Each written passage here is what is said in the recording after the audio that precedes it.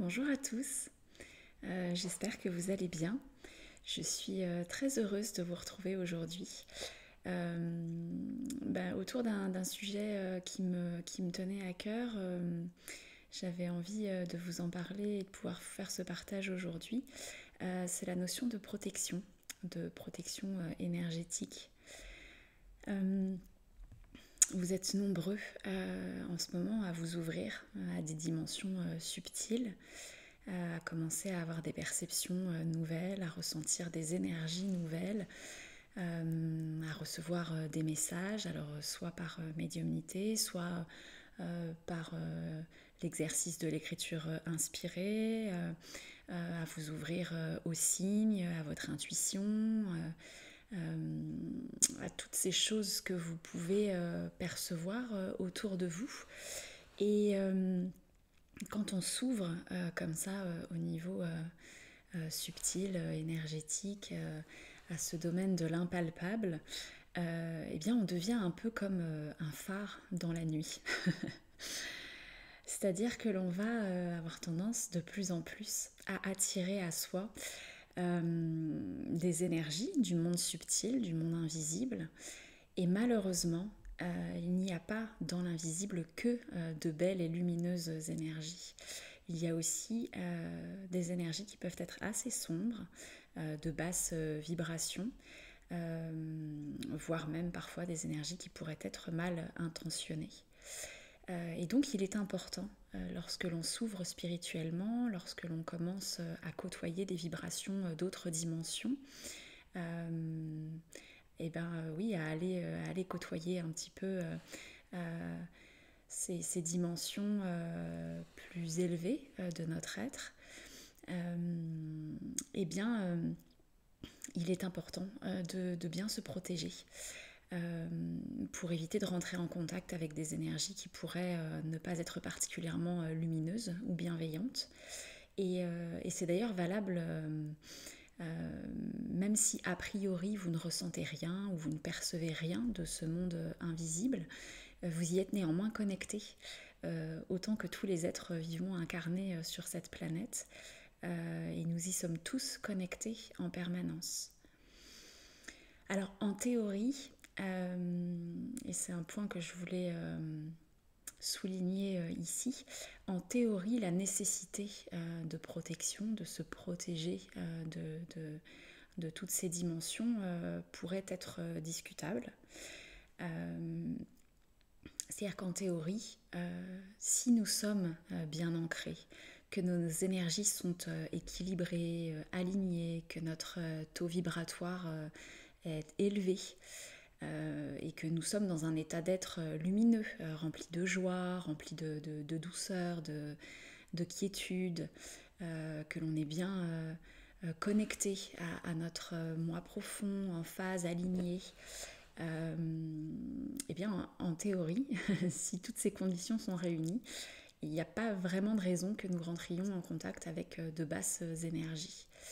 C'est-à-dire que par définition, si nous vibrons haut, eh bien nous allons être amenés à côtoyer des énergies élevées, en tout cas au moins aussi lumineuses que les nôtres. C'est-à-dire que plus vous montez en énergie, plus vous accédez à des couches, à des strates qui sont lumineuses. Et donc plus vous rentrez en contact avec ces énergies-là. Et donc par définition, voilà, si nous vibrons haut, nous sommes amenés à côtoyer plutôt des énergies élevées. Et la lumière est une énergie particulièrement puissante qui a la majorité du temps, en tout cas, l'ascendant sur l'ombre, à condition bien évidemment qu'elle soit suffisamment puissante pour y faire face. Tout est question de mesure et d'équilibre, encore une fois. Mais je dis en théorie parce que voilà, la réalité, eh bien, c'est que nous vivons aujourd'hui dans un monde complexe qui nous demande de nous réajuster sans cesse. On a des vies stressantes dans lesquelles il faut être toujours plus rapide, faire toujours plus dans toujours un temps plus réduit.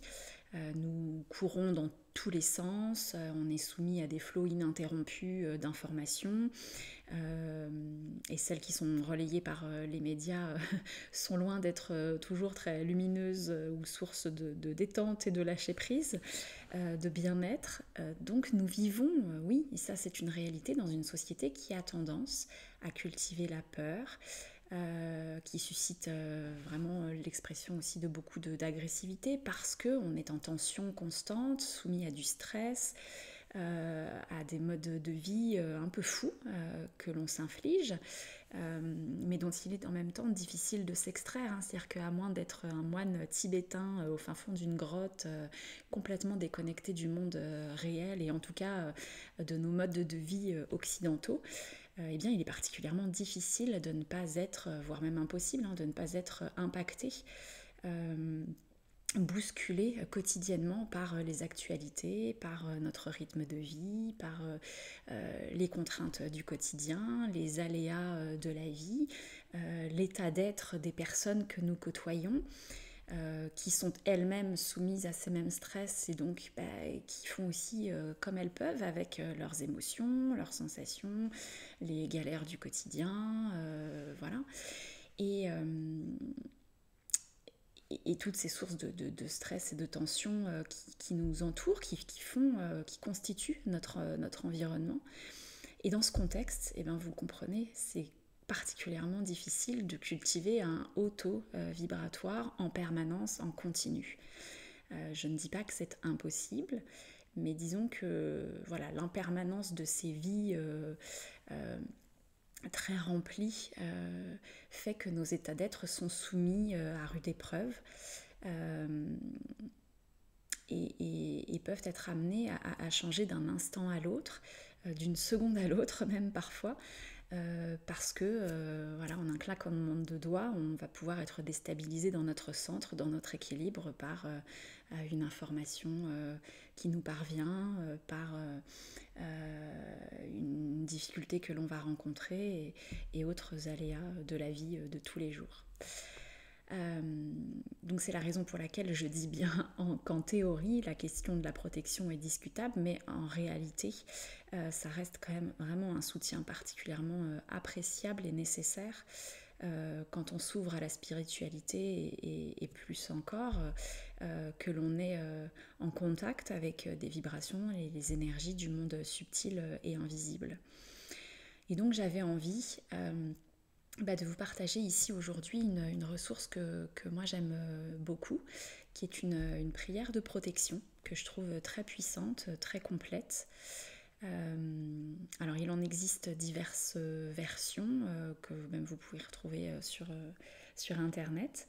Peut-être même d'ailleurs que vous en connaissez d'ailleurs déjà une, ou que vous en avez déjà une avec laquelle vous avez l'habitude de pratiquer.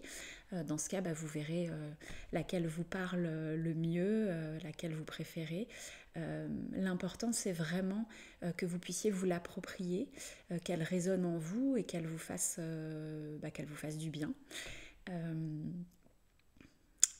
Alors moi, celle-ci, c'est une prière qui m'a été donc transmise par Sophie Gage Mete, qui est channel depuis près de 30 ans, je crois. Sandrine Muller en propose aussi une similaire sur ses réseaux, et notamment aussi dans son livre Les 21 clés de reprogrammation. Et puis je vous dis, vous en trouverez aussi d'autres variantes sur internet. Notamment sous le nom de la prière des 4 archanges, je crois. Oui, je crois que c'est ça, prière de protection aux quatre archanges. Donc voilà, donc celle-là, c'est une prière qui permet d'invoquer les 7 points cardinaux sacrés, donc devant soi, derrière soi, sur les côtés, au-dessus, en dessous, ainsi que le cœur qui est au centre. Et ça permet du coup de créer vraiment une bulle de protection et d'accompagnement tout au long de la journée, qui nous englobe et nous permet de créer cet espace sacré de protection au sein duquel on peut rester dans notre centre et on est bien. Alors, si jamais vous n'étiez pas à l'aise avec l'une ou l'autre des figures qui sont proposées, des archanges notamment, vous pouvez tout à fait adapter les mots de la prière, invoquer d'autres représentants qui vous parlent, avec lesquels vous vous sentez particulièrement en accord. Je ne sais pas s'il y a des figures d'anges, d'archanges. Alors plus ce seront des figures élevées vibratoirement parlant, bien sûr plus la protection sera puissante. Mais vous pouvez tout à fait, si vous le sentez et que vous êtes très en accord avec une figure spirituelle, vous pouvez tout à fait l'intégrer dans votre prière ou remplacer l'une ou l'autre des figures que je vous propose ici aujourd'hui.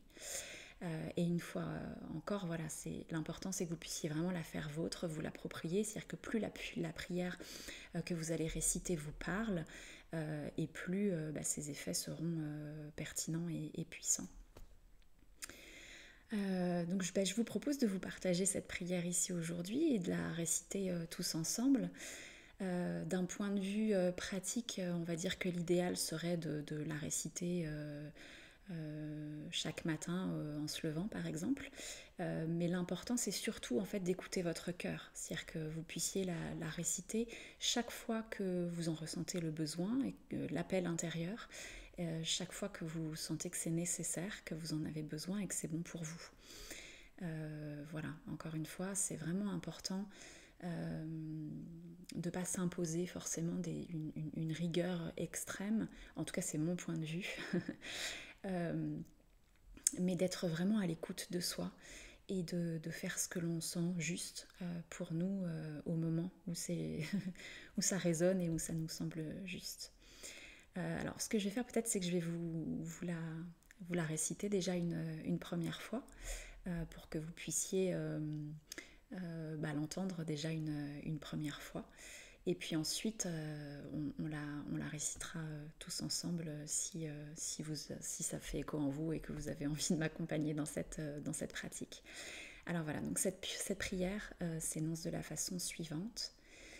Avec l'aide du Dieu Tout-Puissant, que l'archange Michael soit à ma droite, l'archange Gabriel à ma gauche, l'archange Uriel devant moi, l'archange Raphaël derrière moi, que Gaïa veille sur mes pas, que la grâce du Dieu Tout-Puissant protège le dessus de ma tête, que Marie chemine toujours avec moi, que Yeshua soit toujours dans mon cœur, que mes saints anges gardiens me protègent, que mes guides bien-aimés m'assistent, ainsi il ne me sera fait aucun mal.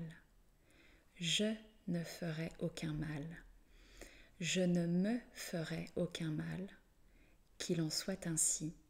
Amen. Alors il y a une variante dans laquelle il est précisé que l'on invoque par exemple l'archange Michael pour la protection et pour l'amour, l'archange Gabriel pour l'intuition et la force, l'archange Uriel pour la spiritualité et la lumière, l'archange Raphaël pour la sagesse et la guérison. Et dans cette variante-là, ils invoquent également l'archange Métatron au-dessus de soi, au-dessus de la tête, comme une puissance divine à laquelle on demande de nous accompagner où que l'on aille. Voilà, donc ça vous donne une petite indication un peu quant au rôle ou au domaine de prédilection ou d'expertise ou d'accompagnement, enfin je ne sais pas tellement comment on peut le dire, mais voilà, de chacun des archanges qui sont invoqués dans cette prière. Voilà, et donc je vous propose maintenant, si vous le souhaitez, que l'on puisse la réciter tous ensemble.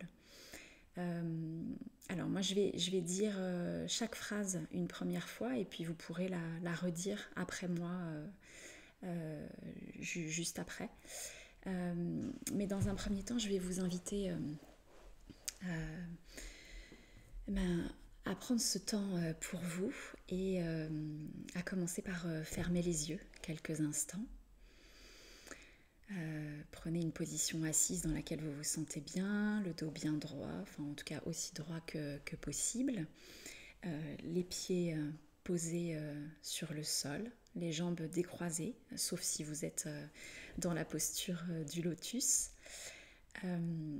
Prenez quelques grandes et profondes respirations.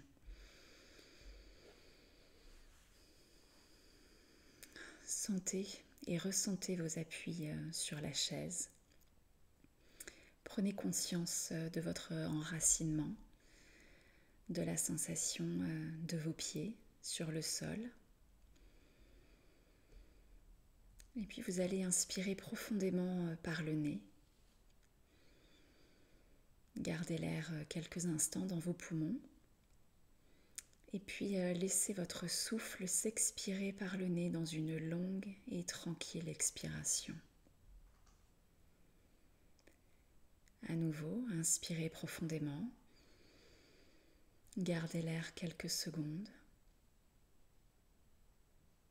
Puis expirez calmement et tranquillement par le nez. Une dernière fois, inspirez. Gardez l'air. Et expirez longuement.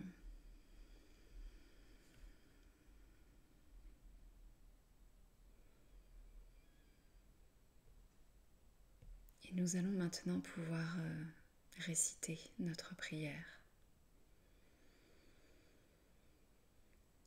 Avec l'aide du Dieu Tout-Puissant,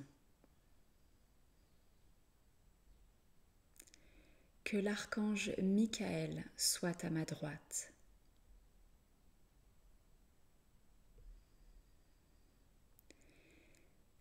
que l'archange Gabriel soit à ma gauche,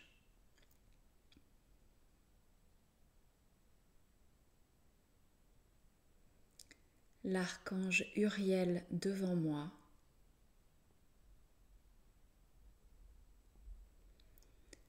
l'archange Raphaël derrière moi,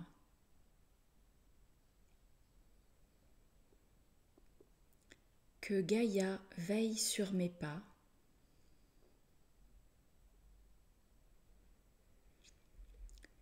que la grâce du Dieu Tout-Puissant protège le dessus de ma tête,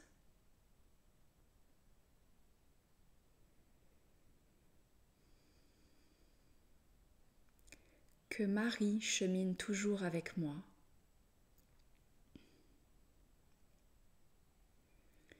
que Yeshua soit toujours dans mon cœur,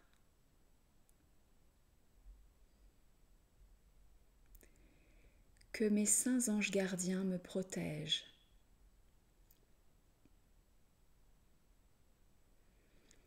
que mes guides bien-aimés m'assistent,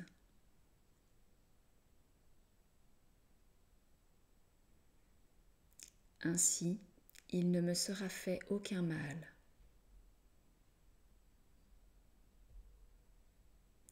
Je ne ferai aucun mal.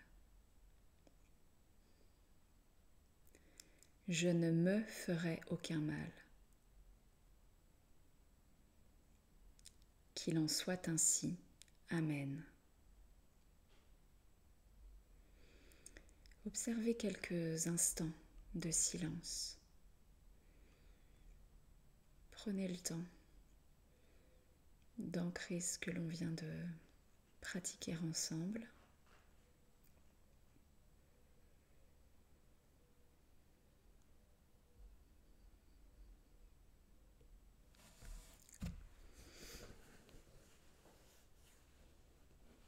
Et prenez le temps de revenir ici et maintenant, doucement. Voilà. Alors écoutez, j'espère que cette ressource vous aura plu, qu'elle vous sera utile au quotidien ou à chaque fois que vous en ressentez le besoin. N'hésitez pas à me partager en commentaire les rituels de protection qui sont peut-être les vôtres, si vous en avez différents de celui-ci. Il y en a une multitude qui existent, il y a vraiment tout plein de ressources. c'en est une parmi tant d'autres. Donc voilà, n'hésitez pas à me partager, mais à partager au collectif, à toute cette communauté que l'on est en train de former doucement ici, ce qui vous parle, vous accompagne dans vos rituels de protection si vous en avez, ou bien à me dire ce que vous avez pensé de ce partage aujourd'hui. N'hésitez pas également à partager autour de vous si vous pensez que ça peut aider des personnes que vous connaissez ou, voilà, ou parce que vous en ressentez l'élan. Euh, N'hésitez pas à liker, à vous abonner, voilà, si vous découvrez ma chaîne, à activer voilà, les notifications pour être prévenu à chaque fois qu'un nouveau contenu est posté par ici. Et puis surtout, merci pour votre écoute. Un grand merci également pour tous vos retours chaleureux suite à la guidance de 2024. Je suis très heureuse qu'elle vous ait parlé, qu'elle ait pu faire écho en vous et puis qu'elle puisse vous aiguiller un peu, vous donner quelques éléments pour démarrer au mieux cette année 2024. Je vous souhaite une très belle journée et puis je vous dis à très vite pour une nouvelle vidéo par ici. Voilà, à bientôt.